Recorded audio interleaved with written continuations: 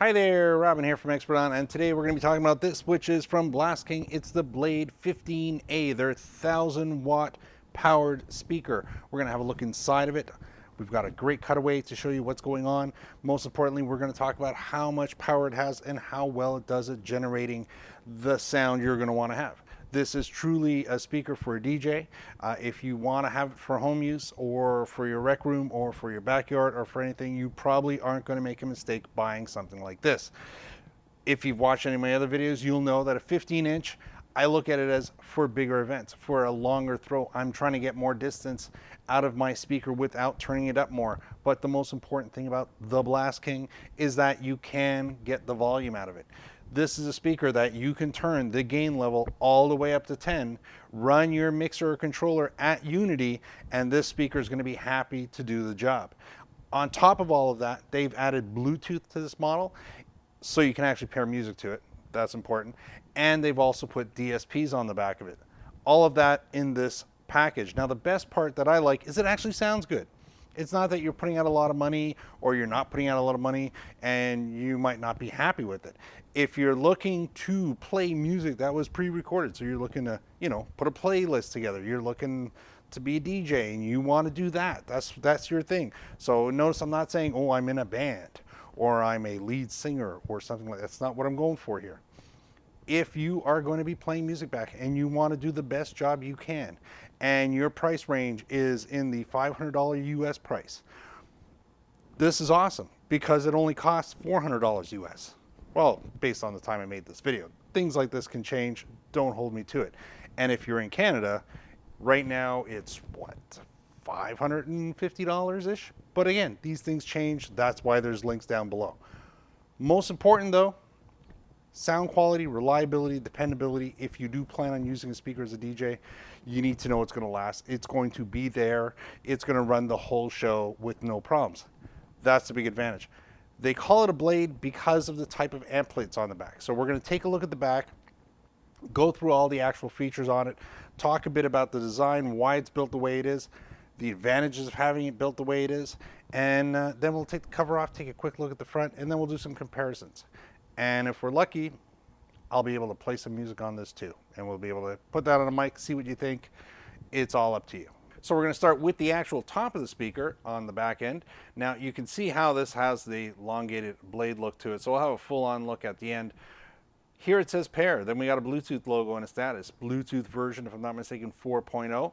This allows us to get a good secure connection, and everything that we have phone-wise will connect to it or tablet, so that's not going to be a problem here. If you want to hook up a second speaker, you just use the XLR out, press the mix button. I'll show you that when we get to the bottom. Then we have the DSP modes. We've got flat, we've got a contour, we've got a speech, and we got extended low frequency, which basically this, if I'm not mistaken, is going to be for if you add a subwoofer to it and you want to trim it a little bit, so this way letting the subwoofer take on the heavier load. That's what's going to be happening down here. Now, if you look across, you've got speech. Speech is mostly going to be emphasizing the mid-range, which is going to be where the vocals are, and then we don't have to worry about it. Then you get to contour. If you're using it at lower volume levels and you want to get a little bit more out of it, a little bit more bass, a little bit more highs, overall clarity, you can contour it, and that's good for lower volume settings. If you're going to be cranking it up and you're going to go full tilt and do everything off your controller, off your mixer, set it to flat. That's going to allow you to get the maximum amount of performance out of the speaker. Now, that being said, I've run it many times in contour mode with the volume set to 10, and I haven't had it reach any of its limits. So that's up to you. If you want it to last a very long time, run it in flat, or if you prefer the sound, you can switch it over to contour. On the line inputs, you're going to notice that there's two knobs. We're going to start with, basically, you've got an input 1 and an input 2.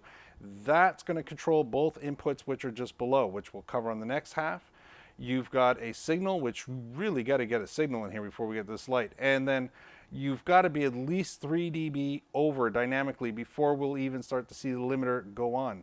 Now in this unit here, the limiter goes on before the limiter engages, which is kind of important because, I mean, it's too late. If the light's gone on and it's kicking in the limiter, well, so much, right?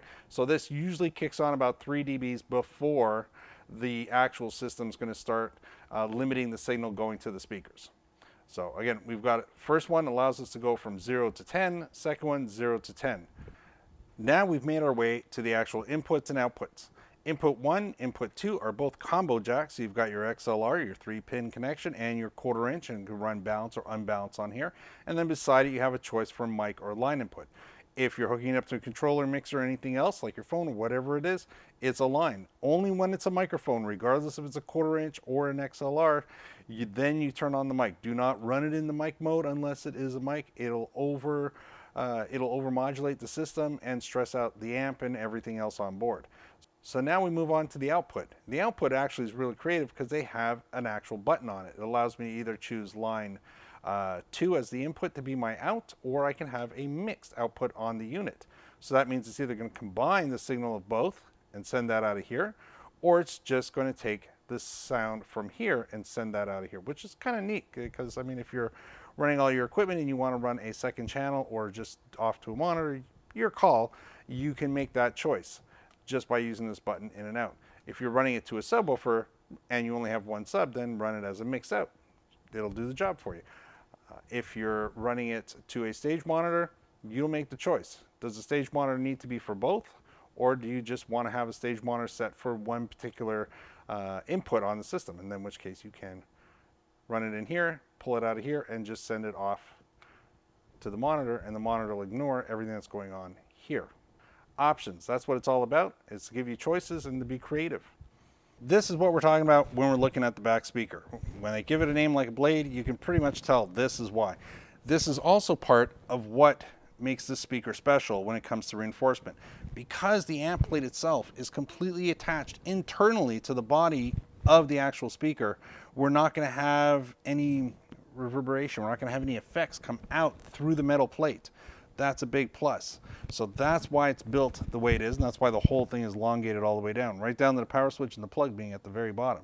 So that's a big, big plus.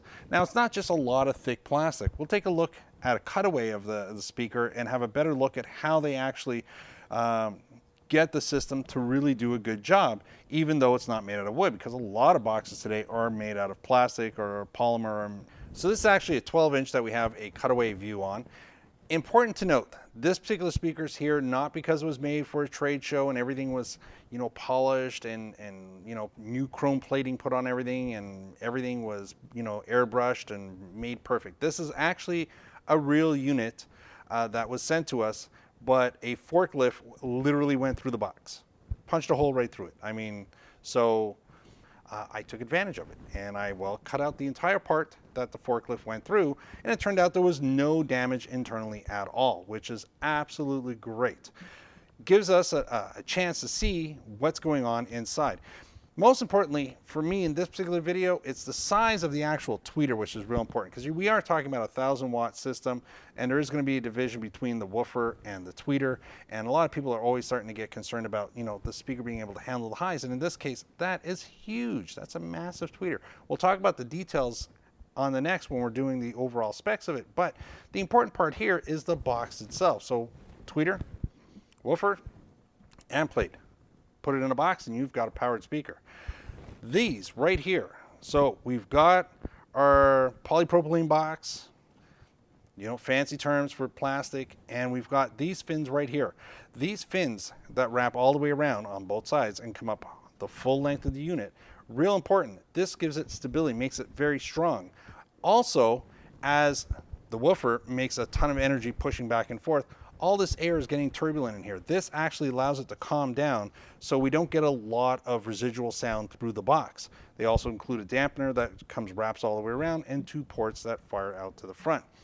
Now, this again, they could have just made this thicker, but by actually doing it this way with all these blades coming off all around the casing, really calms down all the air inside of here, allows the actual ports to do their job really well, and you get very little residual noise off the box, because that's not the sound we want. We want to hear this. We don't want to have any added sound from the plastic. So again, really good layout. Also shows you how strong the whole thing is built. And again, I like the look. The split of sound is really done well. It covers a large amount of space, left to right and vertically. So again, there we go. These are the rubber boots on the side for this particular side here, because you can use it as a monitor. So if you're not using it as a main, you can drop it as a monitor or vice versa. So there you go. So let's take it off to the table, have a look-see, talk about the details, the specs, all the important numbers on it, and see if it's right for you. All right, so here we are. We have it all set up. There's the BLADE15A all the way back here. So right now I am wearing my lapel microphone, which we're going to be turning off because we're going to be doing the sound test here. We've got an MPM, a 3500R, which is their ribbon microphone.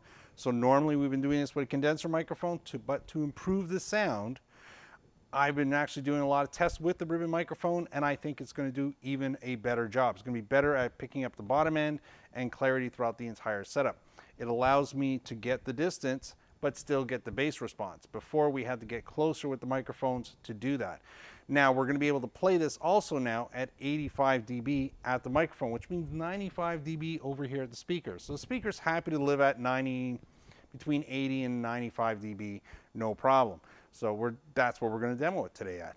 And we're going to see how that goes. Now remember, if it sounds like you're in an auditorium when you're listening to it because you're getting a bit of a background echo, like a 50 millisecond delay on the back end, that's because you are. What's happening is it's picking up all the energy on the front side, but it's also picking up the effect of the building echoing off the back side. Now, normally we don't hear that because we're pretty close to the speaker, but because of the distance, because of the draw, you're going to have that. So if you need to record something live and you can't get into the mixing board and you can't get into the equipment, and you've got to record the ambient space, a ribbon microphone for me seems to do a pretty good job. Now we're also going to take a second when we start to do a sound check, so this way you get to see what's going on the actual meter. And normally when I'm talking, it's anywhere between 60 to 70. If I get really aggressive, maybe I can get up to 80. But normally we're talking around 60. That's my talk level. That's most people's talk level, I guess. We're going to do a sound check at the speaker, do a hold, let you see what it looks like, and then we're going to do an active sound check right here in front of the microphone.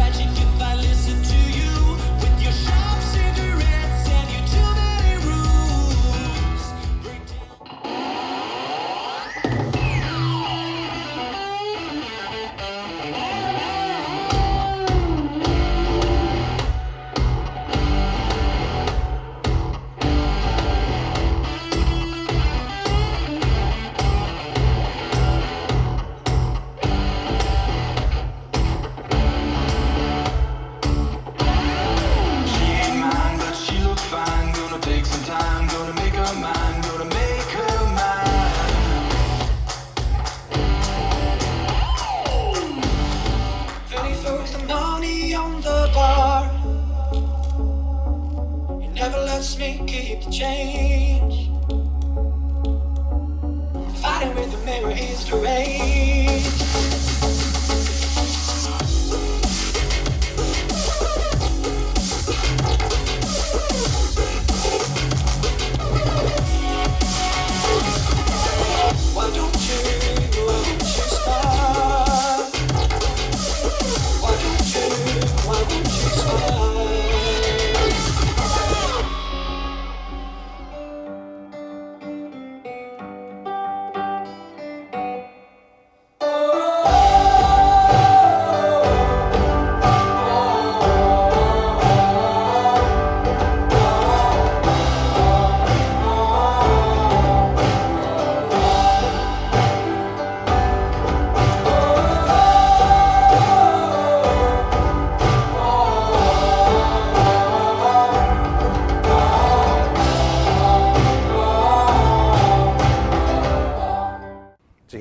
at the table, we're going to talk a bit about the speakers, my personal opinions on it, the actual specifications on it. So if you really want to know the numbers and how it breaks down, we'll cover that. When it comes to my personal opinion, I always take my opinions based on the price range that the product is going for and the consumer that they want to achieve. So BLASTKING, they built the speaker like a true PA speaker. It's meant for everybody. Doesn't matter if you're using it for talk or for music or in a band or for DJing or for house parties. This is a good speaker for the application. That's the intention, that's the purpose. Now, what does it excel at? What does it do better at? Because of the way it generates a lot of energy, it throws a lot of bass out of it. It's a little bit boomier than a lot of other speakers. And because you have features in this price range that include the contours and the fact that it has Bluetooth and it has, well, we'll cover it in the specs, but the 2-inch tweeter and the ability to take all of the energy and transfer it out to the front. It doesn't get hot on the back like a lot of other systems, and it doesn't distort quickly as we start turning it up. Also, if you've had issues where you've lost an amp or you've lost a bass driver or you've lost a tweeter during use, you kind of know reliability is real important, and having products that are overrated for the amp that's on it or for the ability the speaker was built for is a good thing. And that's what you get with BLASTKING's products. Their drivers are 20 to 25% higher rated than the amp is going to put out on it, which is why we don't see a big limit on the back end of it. We crank it up to 10, let it go, no problems. And again, if we're not building up a lot of heat internally, that means we're transferring all that energy into the woofer. Their woofers are very, they generate a lot of volume. So they move a lot. Amazingly enough, you can actually see it through the grill how much transfer there is in the actual system. So we're going to get maximum throw out of the speaker. We're going to get great sound. So if you're on the fence between do I need a subwoofer or don't, this one here is going to be able to do the job all on its own. Now, you know, there's no substitute for a subwoofer, but this gets pretty darn close. So that's my personal opinion for it. Again, if you've bought speakers in this kind of price range and you've had issues and you're wondering if you should buy into it, if your issues have been related to power and longevity, this pretty much fixes that problem.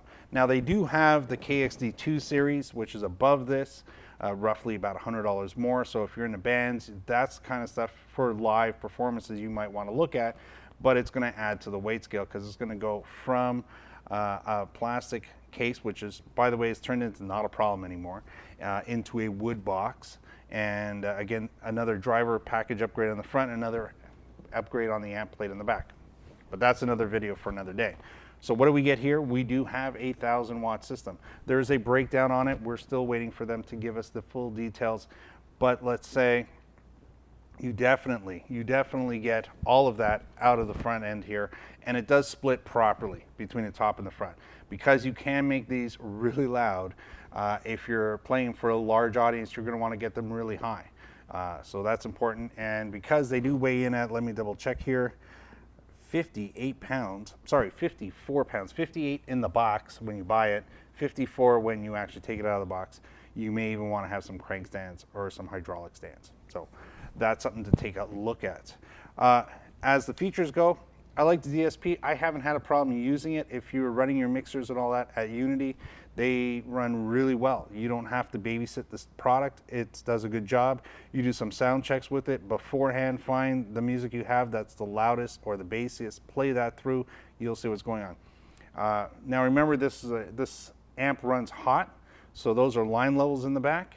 So when the machine is not actually any sound coming out of it, you are going to get a little bit of hiss out of it, but that's because the amp is always running full tilt, ready to actually do its job.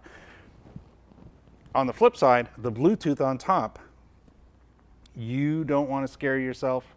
Make sure and turn down the volume on your phone before you start playing music. Because remember, if this is on 100% when you Bluetooth to it, if your phone is on 100%, it's going to play at 100%. So make sure and turn down the volume on your Bluetooth and then turn it up once your music starts playing, so you get an idea of where you should be. Once you start playing the music, you'll have an easy time controlling it. 15-inch driver, 2-inch tweeter. Covered all of that. Now the Fusion, how it actually transfers sound and get it across the room. On the horizontal, you've got 90 degrees. So 45 off to each side, makes for easy placement of the speaker. And the vertical, top to bottom, as a fan setup, is on the 1585, which is 10 degrees more than it is on the 12-inch, which on the 12 is only 75. The wedge setting, so if you're going to set it up as a monitor, is set up at 45 degrees. So that gives you good fanning of sound across. If you're using a monitor, 15-inch, I'd probably be 8 to 12 feet. So that's why most people tend to like to have a 12-inch being used as a monitor. That covers all that. Crossover point for the actual woofer to the tweeter, because it is a bi-amped D-class power amp system on it. It is set at 1.9 kilohertz. It doesn't actually move, it's fixed. You crank up the volume, off you go. If you need to make any adjustments at higher volume levels, you're going to need to do that on your equipment. But that's all right. This speaker was always intended to be played really loud, so 50 to 100% on the line level. That's the intention of this speaker. If you're buying this to run in the background at a soft level, maybe you're looking at the wrong speaker. So there we go. That pretty much covers it. We're going to mention that the frequency response at its best is going to be 43 hertz at the bottom end and 20 kilohertz at the top end. So that's 43 at the bottom, 20 at the top. So again, kind of fits in line with what we see from other companies. The jack setup in the back was combo, so you can either plug in XLRs or 1/4 inch. You don't need to have any adapters, and they do have the buttons in the back. So some people like the idea of buttons, some people don't. It depends if you're renting this type of product out or not. If you're using it and you're always in charge of it, you'll take care of it. You won't have a problem there. So I'm going to say that pretty much covers it. Now, again, in its price point, it's a little bit more than, let's say, your alto speaker and a little bit less than your electro voice speaker.